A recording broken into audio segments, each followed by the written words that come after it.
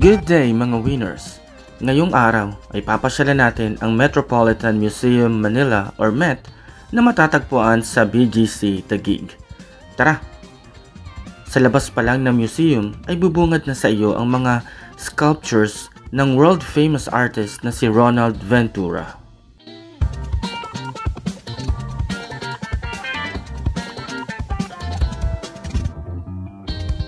Nung araw na bumisita ako sa MET, ang featured artist ng museum ay si Annie Cabigting.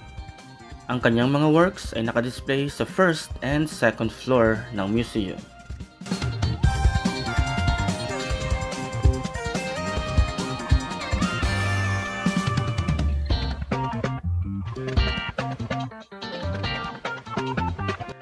Merong elevator dito, kaya hindi ka mahihirapang pumunta sa iba't ibang floors. Tara, akyat tayo.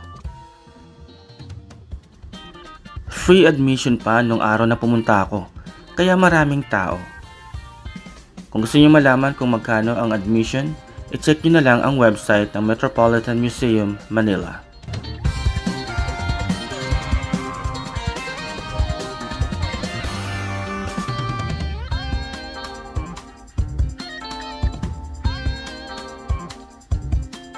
Hyperrealism ang style ni Annie Cabigting. Pero depende sa kung ano ang tinitingnan ng kanyang subject. Ang kanyang mga subjects ay mga parokyano ng mga museum or mga tao na pumupunta sa mga museum para tingnan ang mga works o ang mga arts. Kagaya nito na nakapulang sweater. Yan ang kanyang subject. Pero ang tinitingnan ng kanyang subject, ang style na ginamit ay abstract or abstractionism. Ang isa namang ito, ang tinitingnan ng kanyang subject ay classical art. Kaya yun din ang style na ginagawa or ginagamit ni Annie Cabigting. Challenging ang style niyang to kasi kailangan niyang mag-adjust kung ano ang style na ginamit doon sa artwork or sa original na artwork na tinitingnan ng kanyang mga subjects.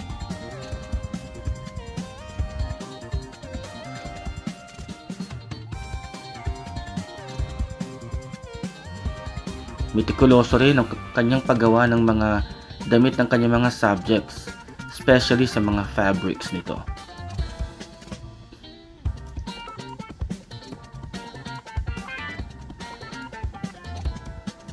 Pag nasa museum kayo, kailangan nating sundin ang mga rules and regulation dito.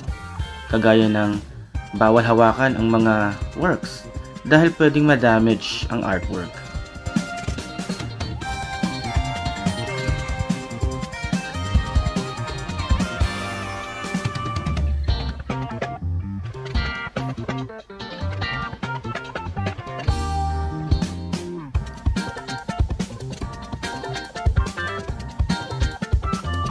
Tara, silipin naman natin ang kabilang side.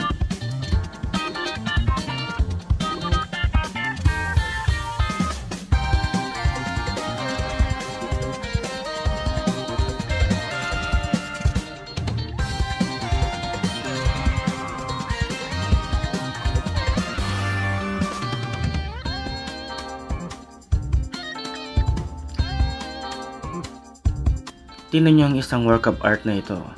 Lapitan natin. Sa malapit, hindi mo masyadong ma-appreciate. Parang magulo yung mga strands ng hair. Pero kapag tinignan mo to sa malayo, makikita mo yung beauty ng artwork na ito. Sa malayo, nawawala na yung mga chaos. Maganda na ang makikita mo.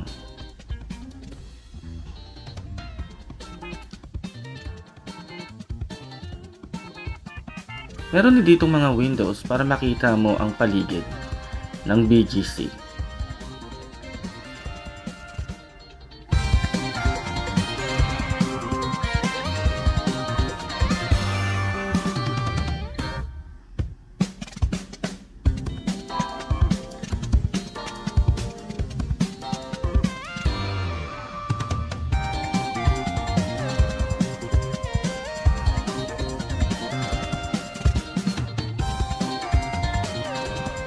Tara, punta naman tayo sa third floor.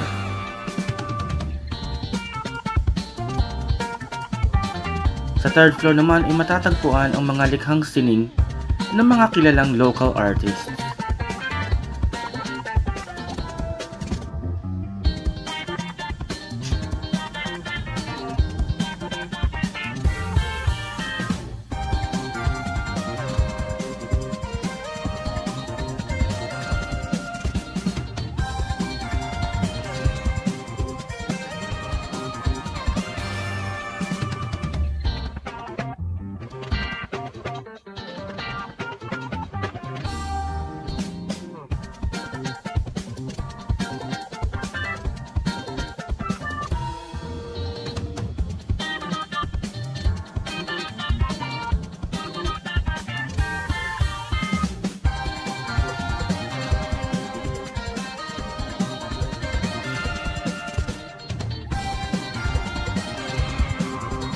Agaw pansin dito ang larger-than-life sculpture ng langgam at alligator.